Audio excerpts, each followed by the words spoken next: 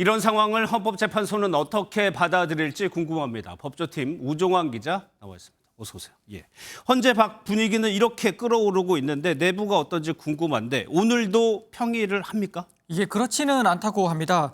이 주말에는요, 헌법재판관들이 각자 자택에서 심리를 이어가는 경우가 많다고 합니다. 예. 오늘도 재판관 대부분은 헌재로 출근하지 않고 각각 자택에서 이 기록을 들여다보고 있는 걸로 알려졌습니다. 예. 그러면요, 정치권이나 이런 시민들의 요구가 분출하고 있는데 이런 것을 재판관들도 알고 있겠죠.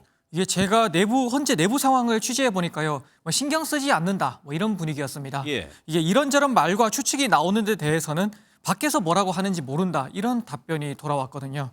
다만 말은 이렇게 하지만요, 결국 사실 헌재 밖 상황을 의식하고 있다, 이런 뉘앙스는 느낄 수가 있었습니다. 예. 특히 이 말보다는요, 재판부를 향한 물리적 위해 가능성 같은 경호나 안전 문제를 특히 의식하는 모습이었습니다. 예. 그런데요, 평의만 지금 한 달이 다 돼 가는데 선고 일정이 이렇게 안 나오는 이유는 뭐라고 봐야 돼요?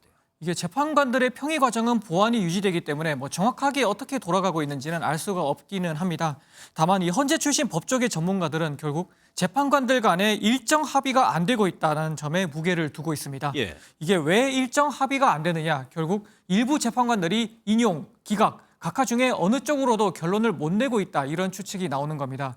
그래서인지요, 일단 다음 주 금요일인 28일 선고가 점쳐지기는 하는데 더 늦춰져서 3월 말 혹은 문영배 헌재소장 권한대행과 이미선 헌법재판관 퇴임 전인 4월 초까지 밀릴 수도 있다, 이런 전망도 있습니다. 예, 헌재 결과를 누구보다 기다리고 있을 사람이 윤석열 대통령일 텐데 석방된 이후로 모습을 드러내지 않고 있습니다.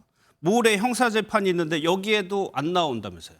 네, 이 피고인 출석 의무가 없는 이 공판 준비 기일이기 때문에요. 사실 안 나오는 게 이상한 거는 아닙니다. 예. 다만 윤석열 대통령 같은 경우에는 지난 1차 공판 준비 기일 때 출석을 했었기 때문에 이번에도 출석 가능성이 점쳐졌던 겁니다. 그렇죠. 결국 출석해도 얻을 게 없다, 이렇게 판단을 내리고 불출석한 걸로 보입니다. 그러면 얻을 게 없다는 건 구체적으로 어떤 의미입니까? 이게 탄핵 심판 때 같은 여론전 효과를 누리기가 어렵다고 봤다는 겁니다. 이 탄핵 심판 같은 경우에는 화면으로 공개되는 만큼 말과 목소리가 노출됐기 때문에 윤 대통령 측은 이를 적극 활용한 면이 있습니다. 예. 반면 형사재판 같은 경우에는요, 법정에 온 방청객들은 윤 대통령이 하는 말을 직접 들을 수 있지만 이게 촬영은 되지 않습니다.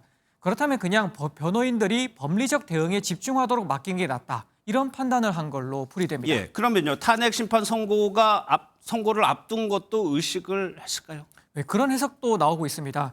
마침 윤 대통령은 이 석방된 상태이기 때문에요, 이번에 법원에 출석한다 그랬다면 출석하는 모습이 언론에 노출될 수밖에 없습니다. 그렇죠. 괜히 모습을 드러내서 선고를 앞둔 헌재를 자극할 필요가 없다, 이렇게 판단했을 가능성이 있는 겁니다. 앞서 구속 취소 결정이 나온 뒤 헌재에 변론 제기를 신청하지 않겠느냐, 이런 관측이 나왔었는데요. 반면 윤 대통령 측은 이를 일축하기도 했었습니다. 변론 재개가 어떤 의미가 있는지, 재개를 신청했을 때 재판부는 또 어떤 태도를 취할 것인지를 종합적으로 검토해서 판단할 수밖에 없습니다. 결국 선고가 나올 때까지는 최대한 몸을 낮추려는 걸로 보입니다. 알겠습니다. 잘 들었습니다. 우종환 기자였습니다.